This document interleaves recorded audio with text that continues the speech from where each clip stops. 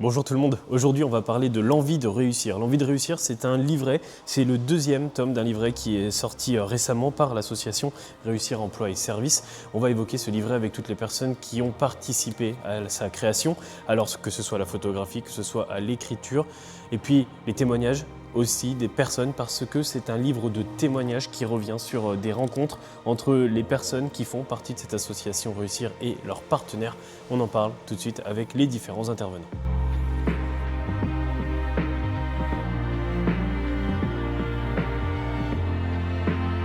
Yevgeny ne voulait pas quitter son pays. Il avait d'autres projets, mais il n'a pas eu le choix. Bonjour Céline Tardy. Bonjour. Nous sommes à quelques heures maintenant d'une deuxième soirée. C'est la petite sœur d'une soirée que vous avez déjà connue il y a 2 ans, parce que le premier tome de cet ouvrage, L'envie de réussir, était une réussite totale. Tout à fait. Le premier tome reprenait les parcours de vie de 7 salariés de Réussir. Celui-ci, il est un peu différent, parce que dans ce tome 2, on a voulu montrer qu'au-delà de la mise à disposition et de la réponse à des besoins, en fait, il y a avant tout des rencontres, de la confiance qui s'installe, des relations qui émergent. Et l'idée, c'était de montrer en quoi chacun apporte à l'autre. Bonjour Tina, bonjour Madeleine. Bonjour. Merci de nous accorder quelques minutes avant une soirée très spéciale. Cette soirée vous met aussi, vous, à l'honneur à travers ce deuxième tome de l'envie de réussir. Alors je tenais vraiment à faire appel à des professionnels, à un photographe portraitiste qui est Christophe Woods, qui a plus l'habitude de faire des portraits qu'on peut voir autour de nous d'artistes, et qui a fait donc des portraits de personnes qui sont en parcours d'insertion, aussi bien que si ça avait été des artistes connus. Et puis faire appel aussi à Claire Garand, qui est écrivaine, parce que c'est difficile d'exprimer des histoires douloureuses. Ouais. Donc il fallait qu'elle soit là à la fois pour les écouter et puis pour transcrire avec ses mots, mais avec leurs mots, leurs histoires. Claire Garand, Christophe Woods, Olivier Broda, vous avez tous participé, soit en amont, soit dans quelques heures, vous allez participer à cette réussite de réussir, le deuxième tome, par la photo, par l'écriture, et puis par la mise en voix, mise en scène de ces textes-là. Les histoires de vie, elles sont poignantes. Nos salariés font preuve d'un courage incroyable. On ne se rend pas compte de ce qu'ils peuvent vivre. Ouais. Et le courage d'avancer aujourd'hui, le courage d'aller trouver du travail parfois dans un autre pays, de scolariser leurs enfants. Enfin, c'est tellement compliqué pour eux de s'insérer avec une histoire hyper compliquée. C'est incroyable de rencontrer autant de résilience. Vos portraits sont très touchants. Moi, je pense aussi à la relation que vous avez aussi, qui sont mis en avant dans ces portraits rencontres, oui. un petit peu. On se rend compte que l'agent d'entretien, donc Madame Ntanda, qui vient tous les jours, elle est attendue, elle nourrit son quotidien, il y a un tel partage qui n'était pas attendu au départ, et en fait, au fur et à mesure, la relation se crée et l'une compte aujourd'hui vraiment pour l'autre. Madame Ntanda parle de Madame Derette en disant que c'est presque sa grand-mère. On va commencer par toi, Claire. Oui. Ton rôle finalement dans ce deuxième livre. Alors tu as déjà participé au premier, Réussir tome 1. On a tous participé au premier. Oui. Réussir tome 2. Est-ce que c'est plus confortable de participer au deuxième tome quand on sait comment le premier s'est passé? C'est assez différent parce que là, il y avait 2 personnes. Donc, il s'agit de trouver un petit peu la dynamique entre les personnes. Et c'est très différent par rapport au travail qu'on fait avec une seule personne dont il faut plutôt retracer le mouvement de la vie. Donc, pour moi, c'est... oui, il y a une certaine familiarité avec le processus, mais c'est aussi complètement nouveau. Ouais. Donc c'est plutôt intéressant, c'est un bis pas repetita. Vous, Tina, il est très touchant ce portrait que vous avez avec Lucette. Tout à fait. La personne chez qui vous allez faire du ménage. Cette rencontre qui est assez dingue. Est-ce que vous pouvez nous parler un petit peu de cette relation que vous avez avec Lucette, que vous dites c'est un petit peu votre grand-mère un petit peu. Oui. Moi, je considère comme pour ma grand-mère parce qu'on avait vécu beaucoup de temps. Ça fait longtemps aussi, j'avais avec elle. Donc, des fois, si je ne travaille pas, il m'appelle. Je pars avec mes enfants, on passe le temps. Au mois de décembre, nous, on fait des cadeaux avec les enfants. Ouais. Donc, il y a une vraie relation familiale au-delà de cette rencontre professionnelle. Tout à fait. Ouais. Écrire sur un vécu, c'est toujours... c'est aussi une rencontre pour moi. Ouais. Donc, je ne sais pas si c'est complexe, mais c'est délicat. C'est délicat parce qu'il s'agit de savoir aussi ce que veut vraiment dire la personne quand elle dit quelque chose, ce sur quoi elle a envie d'insister. Et parfois, elle dit, mais sans dire. Donc, il y a aussi du non-dit. Donc, c'est à moi de trouver la relance. L'insertion, c'est souvent connoté, c'est très péjorativement connoté. On a l'image de personnes qui sont en grande difficulté et plutôt des retours négatifs, alors que notre objectif à travers ces ouvrages, c'est montrer comment elles veulent s'en sortir, comment elles ont envie de travailler, même si c'est pas toujours évident, même si le métier est compliqué, qu'il faut se former, il faut passer un permis de conduire. En fait, elles sont prêtes à tout. Comme c'est des personnes qui sont vraiment très, très, très authentiques, qui ne sont pas du tout dans la posture, le contact s'établit. En fait, tout est question de confiance. À quel moment l'évocation de votre parcours intervient avec ces personnes-là? Parce que j'imagine que ces personnes-là s'interrogent aussi sur comment vous êtes arrivé à réussir, sur votre passé, votre parcours. À quel moment ça intervient avec ces personnes-là? Et à quel moment vous sentez que vous avez assez confiance aussi pour livrer une partie de votre vécu? J'ai commencé avec Belinda il n'y a pas longtemps. D'accord. Mais il n'y a pas longtemps, mais on a fait, après 3-4 mois comme ça, j'ai commencé à parler de ma vie avec Belinda, quoi. Mais Belinda a commencé à me poser des questions. Madeleine, ça va? Tu as combien d'enfants? Et ton mari? Qu'est-ce que tu avais fait avant? Autour d'un petit café, parce que je sais que vous aimez bien le petit café. Oui, c'est ça, avec là. Belinda. Oui, j'ai parlé avec elle, j'ai commencé à raconter mon histoire. Belinda, moi, j'étais comme ça. Donc, j'ai raconté ma vie, quoi, à Belinda. Je sais à peu près jusqu'où aller dans l'intimité. Parfois même, je pose carrément la question. Je dis, vous êtes sûr que vous voulez que je dise ça? Oui, ou non, en fait. Je l'ai dit, mais non, on ne va pas l'écrire. Mon histoire, c'est pas facile. Hein? C'est vraiment triste histoire. Donc, vraiment, c'est dur. Et Belinda, lorsqu'il avait écouté ça, elle était un peu inquiète, quoi. Donc, ça lui avait fait très mal. Elle m'a dit, ah, Madeleine, tu m'as fait des chairs. Ouais. Donc, il était triste. Elle n'arrivait pas. Elle n'arrivait pas à mon histoire parce que c'est une histoire dure. Il y a certaines histoires qui m'ont particulièrement touchée. Et parce qu'en fait, moi, quand on me parle, je me fais un film dans ma tête. Okay. Et je laisse découvrir les visualises lecteurs. la scène. Mais oui, je visualise complètement la scène et je la visualise aussi, pas sellement avec mes yeux, si je puis dire, mais avec toutes mes émotions, avec tous mes sens. Et il y a une scène qui est malheureusement terrible, où l'une des personnes, je laisserai découvrir les personnes qui liront, mais d'incendie, et un incendie mortel. Et c'est...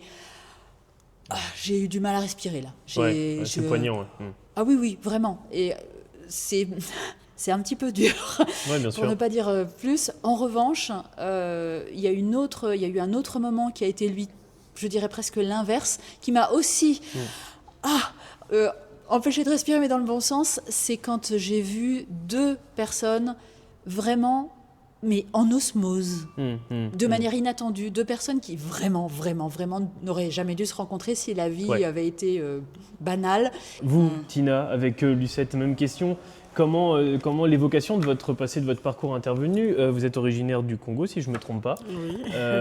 À quel moment, par exemple, avec Lucette, ce passage est arrivé? Si c'est arrivé d'ailleurs. Moi, vraiment, c'était passé dès le début.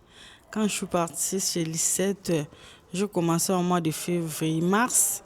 Le mois de mars, il a perdu son mari au mois de février. D'accord. Donc, il avait vraiment besoin de quelqu'un, de lui parler. Elle vivait une période de deuil, finalement. Oui, une période de deuil. Donc, je suis venue à un bon moment. Il me parlait de son mari. Après, moi, je n'étais pas à me parler aussi ma vie. Donc, c'était...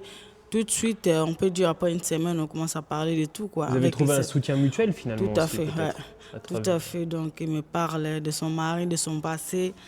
Moi aussi, il m'a demandé, moi aussi, je lui parlais vraiment transparente. J'ai parlé de tout, de mon parcours. Donc, c'est bien, nous, c'était tout de suite là. Donc, parce que en ce moment-là, il cherchait vraiment le confort. Il cherchait le confort parce qu'avant, il n'avait pas la femme de ménage, je pense. Il était avec son mari. Mais quand elle a perdu son mari, ses enfants, ils ont dit, il faut que tu prennes quelqu'un. Oui, bien sûr. Donc, ça tombe que c'est moi que je sois là. Donc, vite compris, il y avait le feeling. Il m'a dit que quand tu étais venu la première fois chez moi, je pensais comme un petit feeling, ça vient de ma part. Donc, tu me donnes la paix, tu as quelqu'un le sourire. Parce que moi, je ne savais pas. Quand il m'a raconté comme ça, je vais commencer à le faire rire pour lui parler un peu, que tu ne t'inquiètes pas. C'est la vie, c'est comme ça. Donc, je suis là.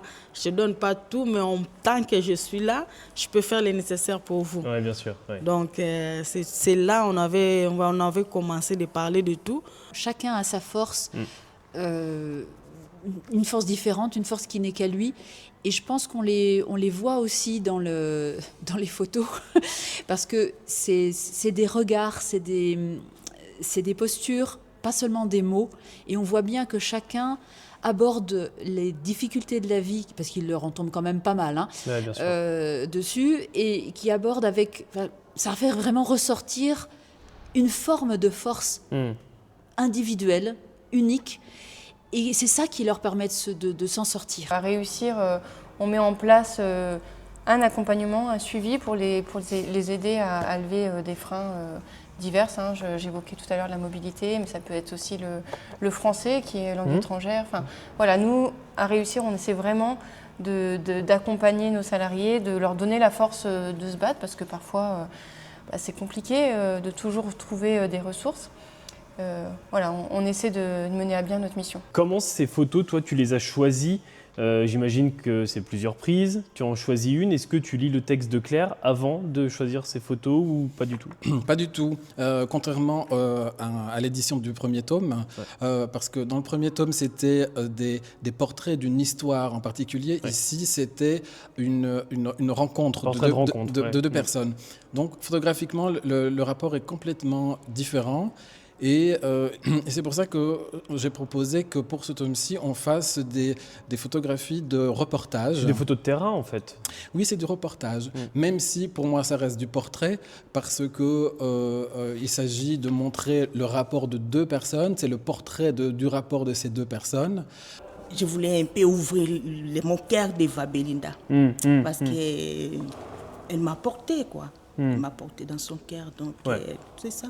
Je savais qu'il y avait cette complicité entre ces deux personnes et il fallait que ça se voie. Le week-end, des fois, on part là-bas avec mes enfants. Donc, on mange ensemble. Il y a vraiment une vraie dimension familiale vraiment avec cette personne-là. Donc les enfants, ils apprécient bien, ils le demandaient.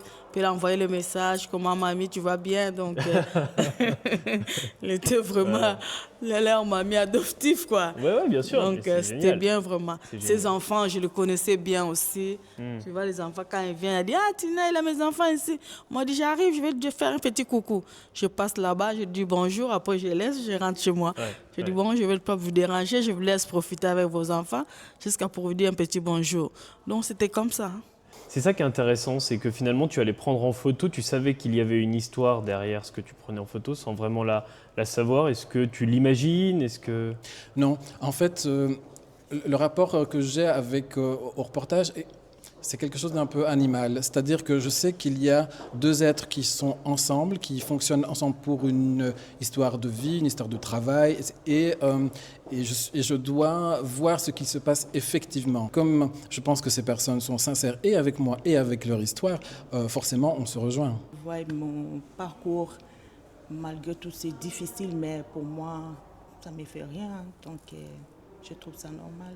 Ouais. Donc c'est ça, voilà. Ne pas avoir peur d'en parler et en faire une force, d'où les forces de réussir. Bon, c'est déjà arrivé, donc je ne peux pas changer. Olivier, maintenant, toi qui vas mettre en voix ces textes-là, tu les as lus avant, bien sûr, j'imagine. La question ne se pose pas. En fait, on a voulu représenter aussi bien nos salariés que nos clients. Et pour équilibrer cet ensemble, ce recueil, on a des profils très différents, d'origines très différentes, même au niveau des clients, avec des métiers très différents.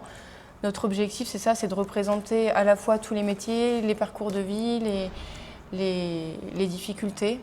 J'imagine que tu ressens une émotion forte à la première lecture de ces textes. Est-ce qu'après tu dois te détacher absolument de cette émotion? J'ai à peu près, je dirais, les mêmes, la même éthique entre guillemets, je dirais. En fait, il y a aussi, je ne lis pas l'intégralité des duos, c'est impossible. Sinon, en fait, il faudrait prendre 1h30 en fait. Et c'est un vernissage, rappelons-le aussi ce soir. Donc, je suis parti sur un format d'une demi-heure. Donc, on s'est fixé comme objectif avec Véronique Laurence environ 5 minutes sur les duos, sur les portraits. Et l'idée, c'était dans ces 5 minutes d'essayer d'englober la traversée globale du travail qui a été fait par Claire et Christophe, ne serait-ce que dans ces duos, de ce duo-là aussi, sans trahir. Je dirais aussi qu'il y a des témoignages qui sont plus ou moins compliqués, difficiles, tragiques. Claire l'a évoqué. Et l'idée, moi, je prends de la distance par rapport à ça. Je suis un passeur. En fait, on a la sensibilité à tous qui intervient dans ce travail. C'est ça qui est beau aussi. Et je pense aussi que c'est pour ça aussi que c'est le 2e tome, c'est parce que ça, visiblement, ça fonctionne. Adem et Marc, oui. On est totalement sur la mise en avant d'une rencontre. Tout à fait, oui. C'est deux personnes qui ne se seraient jamais rencontrées dans la vie courante, certainement. Enfin, sans passer par une mise à disposition, leur route ne se serait pas croisée. Et là, on se rend compte dans leurs témoignages qu'il y a vraiment une confiance qui s'est installée, des relations sincères qui l'un peut compter sur l'autre et c'est intéressant en fait de se rendre compte que les rencontres enrichissent. Savoir qu'ils vont entendre à travers ma lecture leur témoignage, c'est un peu stressant. Ça m'avait déjà fait ça la première fois. Voilà. On espère qu'on va pouvoir faire vivre cette expo dans tout le département, faire du bruit pour casser en effet les stéréotypes et puis montrer que l'humain, la richesse de l'humain et de l'accompagnement qu'on mène à réussir pour aider nos salariés à trouver leur voie en fait. C'est pas tout le monde sont pareils. On rencontre des fois les gens qui traitent les gens comme elles veulent. Mais si vous rencontrez les bonnes personnes, pourquoi pas? Donc, dans le sens là, quoi. Tu peux rencontrer là où tu travailles une bonne personne, il connaît la valeur de quelqu'un, mais il y a d'autres personnes aussi qui te voient comme il peut sentir, hein. Oui, bien sûr. Les livres, les ceintures, donc... Il y a de la discrimination aussi. On va le diffuser auprès de nos partenaires. Déjà, à réussir, il sera disponible. Dans les lieux d'exposition, on partagera. À chaque fois, on communiquera sur les lieux où l'expo voyagera. Et puis, il y aura certainement des points de relais comme les centres sociaux, la mission locale. On va essayer de le diffuser largement pour qu'on puisse toucher le plus de monde possible. Moi, ce que je trouve très fort avec cette envie de réussir numéro 2, mais comme le premier, c'est que ce soit un livret qui soit disponible à tout le monde, au grand public, et qu'il y ait cette dimension aussi de casser les stéréotypes et de casser les clichés qu'on peut avoir par rapport à certains profils et par rapport à certains de leurs parcours. Est-ce que vous vous rendez compte, vous, à titre personnel, que vous êtes finalement ces ambassadeurs-là de ces personnes qui doivent passer au-delà des stéréotypes et combattre tout ça? Tout à fait. Parce que moi, c'est pas que les personnes que je travaille à la maison. Parce que moi, je travaille aussi à le bureau.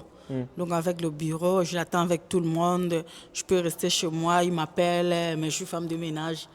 Donc, on a un peu de... Il a de mon anniversaire, il m'écrit. Je viens au travail, il me donne un petit cadeau. Donc, moi, vraiment, je dis en général, à réussir, j'ai vraiment trouvé ma place. Je sais à quel point il est difficile justement de franchir les portes d'un lieu culturel quand on n'en a pas l'habitude, on ne se sent pas autorisé à le faire. Et c'est pour ça d'ailleurs qu'au-delà de l'envie de réussir, on a depuis quelques années signé une convention avec la Maison de la Culture qui donne accès à des tarifs tout à fait préférentiels à des spectacles, etc., à nos salariés en parcours d'insertion. Mais au-delà de ça, parce que le tarif ne fait pas tout, loin de là, on les accompagne. Je me sens à l'aise par rapport à quand je suis venue en France, j'étais un peu inquiétée. Maintenant, quand je parle, comme je travaille beaucoup à l'association, Moi, dès que je suis venue, j'ai commencé aussi au foyer comme l'association. Donc, tout le monde que je travaille, comme nous, on avait les responsables qui étaient au-dessus, qui étaient les cadres. Donc, s'ils rencontrent mon nom, tout le monde me reconnaît.